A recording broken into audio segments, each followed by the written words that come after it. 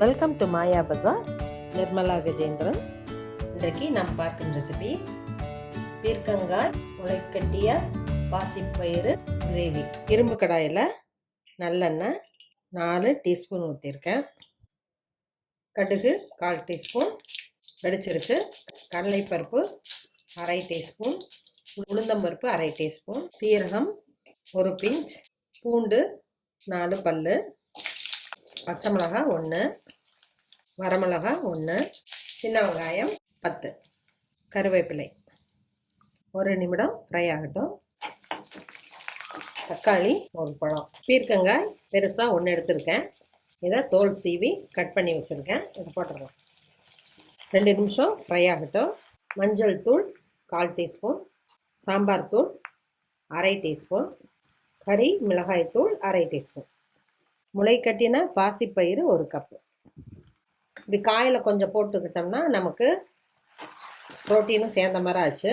குழந்தைகளுக்கும் காயோட சாப்பிட்றப்ப டேஸ்ட் கொடுக்கும். இதே போல் கருப்பு மொச்சை அதெல்லாம் வேக வச்சு இதோட சேர்த்திக்கலாம். தண்ணி 1/2 கப். மூடி போட்டு மீடியம் ஃப்ளேமில் வேகட்டும். இடையில் ஒரு தடவை கிளறி விடலாம். தேவையான அளவு கல்லுப்பு,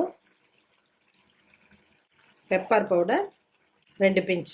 கொஞ்ச நேரம் தண்ணி சுண்டுட்டும். ட்ரையாக நம்ம எடுக்க போகிறதில்ல, கொஞ்சம் சாதத்தில் பிசைஞ்சுக்கிற மாதிரி கொஞ்சம் கிரேவியோடு தான் எடுக்க போகிறோம்.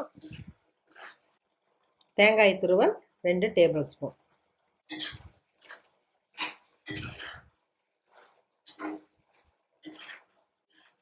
தண்ணி குறைஞ்சிக்கிச்சு.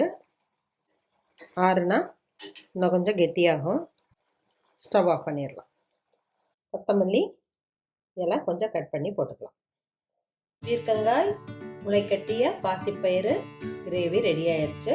இது சாதம் சப்பாத்தி எல்லாத்துக்குமே காம்பினேஷன் நல்லாயிருக்கும், வித்தியாசமாக இருக்கும். செஞ்சு பாருங்கள், சாப்பிட்டு பாருங்கள். பிடிச்சிருந்தா சப்ஸ்கிரைப் பண்ணுங்கள், ஷேர் பண்ணுங்கள். தேங்க்யூ.